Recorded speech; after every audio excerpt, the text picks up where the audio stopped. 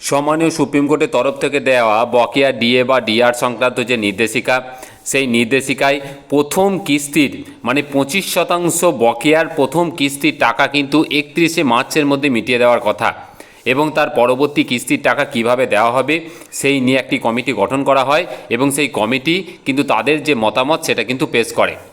তো আমরা দেখতে পাই যে 31শে মার্চের পর আজকে 5 তারিখ হয়ে গেল, কিন্তু এখনও পর্যন্ত রাজ্যের সমস্ত কর্মচারী থেকে শুরু করে পেনশনারদের যে বকেয়া অর্থ সেটা কিন্তু অ্যাকাউন্ট বা পিএফ অ্যাকাউন্টে ক্রেডিট হয়নি।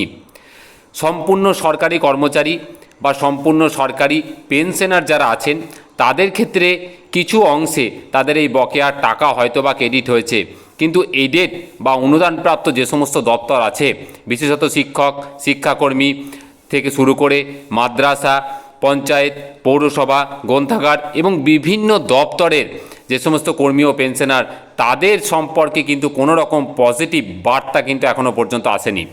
শুধুমাত্র কি এসছে না, তাদেরকে নিয়ে শুধুমাত্র এসছে বিভিন্ন ধরনের নির্দেশিকা, ডেটা কালেকশনের কাজ নাকি চলছে, কিন্তু সেই কালেকশনের যে রেজাল্ট সেই সম্পর্কে এখনও পর্যন্ত কিন্তু কোনো পজিটিভ আপডেট নেই।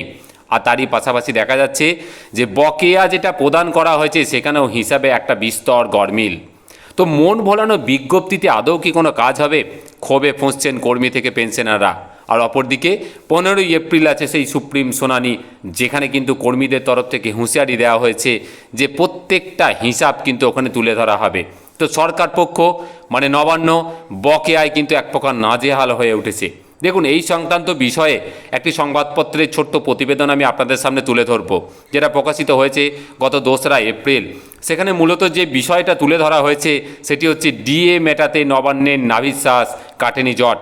আর এখানে মূলত যে 3টে দিক এখানে তুলে ধরা হয়েছে সেটি হচ্ছে গ্রুপ এ, বি, সি কর্মীদের 2016 থেকে 19-এর বকেয়া ডিএর অঙ্কের হিসাবে বিস্তর গরমিল রয়েছে, যাদের অর্থ কিন্তু অলরেডি প্রদান করা হয়েছে বলে নবান্নের তরফ থেকে জানানো হয়েছে। তারই পাশাপাশি গ্রুপ ডি শিক্ষক, অশিক্ষক ও পুরসভা পঞ্চায়েতের কর্মীদের বকেয়া নিয়ে এখনও কোনো ইতিবাচক দিশা কিন্তু নেই। আমরা দেখেছি যে বিভিন্ন ধরনের বিজ্ঞপ্তি কিন্তু জারি করা হচ্ছে, ডেটা কালেকশনের কাজ চলছে, কিন্তু তাদেরকে যে অর্থ প্রদান, যেটা সম্মানীয় সুপ্রিম কোর্টের তরফ থেকে 31শে মার্চের একটা সময় বেঁধে দেওয়া হয়েছিল, কিন্তু এখনও পর্যন্ত তার কোনো সুরাহা কিন্তু হয়নি। তারই পাশাপাশি বৃহস্পতিবার মৃত কর্মীদের উত্তরাধিকারীদের বকেয়া ডিএ নিয়ে নতুন নির্দেশিকা কিন্তু জারি করেছে। কি না, তাদের জন্য একটা হেল্পলাইন নাম্বার এবং একটা মেল আইডি চালু করা হয়েছে, যে যাদের উত্তরাধিকারী বা নমিনি ভ্যালিড আছেন বা যারা ভ্যালিড আছেন তারা অবশ্যই এই নাম্বারে যোগাযোগ করুন। তাদের বকেয়া প্রদানের জন্য কিন্তু এই নাম্বার দুটো প্রদান করা হয়েছে। তো সমস্ত জিনিসটা আন্ডার প্রসেসিং, কাজ চলছে, এই রকমই অবস্থায় কিন্তু রয়েছে, কিন্তু 31শে মার্চের যে সময়সীমা সেটা কিন্তু পেরিয়ে গেছে। অপরদিকে 15ই এপ্রিল আছে সেই সুপ্রিম শুনানি। কর্মচারী থেকে শুরু করে পেনশনারদের একাংশ কিন্তু অলরেডি হুঁশিয়ারি দিয়ে রেখেছেন যে তারা তাদের বকেয়ার যে প্রথম কিস্তির টাকা এখনও পর্যন্ত পাননি। সমস্ত বিষয়টি তারা সুপ্রিম কোর্টের সামনে কিন্তু তুলে ধরবেন। তারই পাশাপাশি একাংশ এটাও দাবি করেছেন তাদেরকে যে বকেয়াটা দেওয়া হয়েছে তারও হিসাবে কিন্তু বিস্তর একটা গরমিল রয়েছে, কারণ সরকারের বক্তব্য যে বকেয়ার প্রথম কিস্তির 100% টাকা কিন্তু প্রদান করা হয়েছে, কিন্তু তারা তাদের হিসাব অনুযায়ী সেটাকে মেলাতে পারছেন না। তো কাজেই বকেয়া ডিএ বা ডিআর নিয়ে কিন্তু একটা নাজেহাল অবস্থা চলছে এখন সরকারের। তো এই বিষয়টার আলটিমেটলি সমস্যার সমাধান কি হবে তার জন্য আমাদের অপেক্ষা করতে হবে 15ই এপ্রিল পর্যন্ত, কারণ 15ই এপ্রিল সেই সম্মানীয় সুপ্রিম কোর্টে এই সংক্রান্ত বিষয়ের হিয়ারিং আছে। তো সেই দিকেই আমাদের সকলের নজর থাকবে। আর সকলকে বলবো একটু ধৈর্য ধরুন, একটু শান্ত থাকুন, কারণ বকেয়া কিন্তু আপনাদের অধিকার, আপনারা পাবেনই, শুধু একটুখানি সময়ের অপেক্ষা। কাজ পুরোদমে চলছে, শুধু একটু ধৈর্য ধরতে হবে।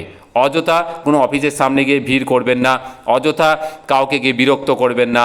সমস্ত নোটিফিকেশান আপডেট আমরা প্রত্যেকটা মুহূর্তে আপনাদের সামনে তুলে ধরার চেষ্টা করছি, শুধুমাত্র সেইগুলোকে ফলো করতে থাকুন, তাহলেই দেখবেন অনেকটা আপনাদের আশা কিন্তু জেগে থাকবে, অনেকটা চিন্তার কিন্তু উপশম হবে।